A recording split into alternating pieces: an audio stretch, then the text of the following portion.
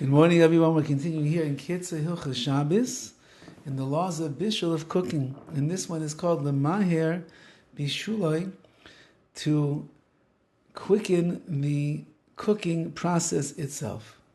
In order to be held accountable for cooking, you don't have to do the entire cooking process. Even if you just help it along. If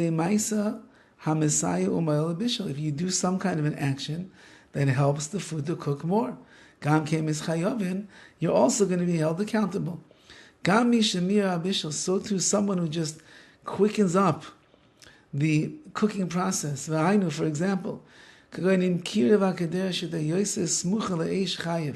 let's say that you put the pot on the blech, but it wasn't right over the fire, and you now move the pot over the fire in order that it'll cook better. That's called quickening and hastening the cooking process. You're going to be held accountable. Even though that if you leave the pot where it is on the blech, it's still going to cook.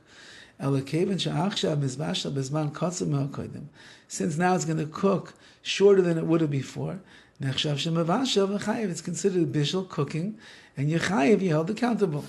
Okay, therefore, if there is a pot that is on the fire on Shabbos and it is not yet finished cooking, you're not allowed to take anything out of that pot. Why? Since that you have caused, you've taken stuff out of the pot right now, the rest that remains inside the pot can cook even faster because you took out more. So the fire now is affecting less area and density in the pot. It's going to cook faster. Therefore, if the water that's in your kumkum, which is in your hot water urn, has not yet started boiling, you're not allowed to take water out of there. Why? If you take out any of the water from the urn, so whatever's left in there is now going to start getting heated up and cooking faster. So too, also if there would be a pot that was cooking uncovered, you cannot put a lid on top of it if it was not yet finished cooking, because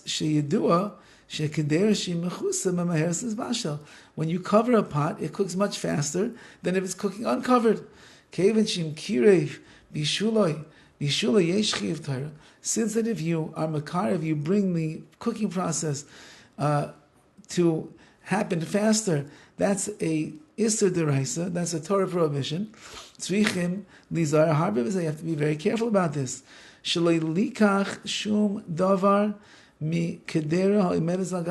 not take anything out of a pot that is on the fire, unless you know for sure that the bishul, that the cooking process is already finished.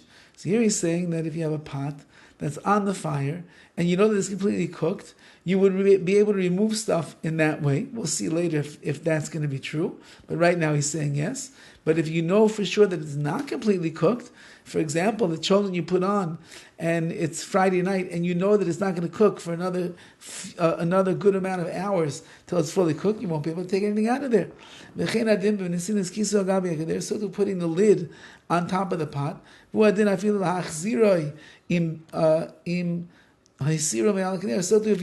the lid was on the pot and then you removed it, and now you want to put it back on the pot, but it's not completely cooked, you have to be very careful. If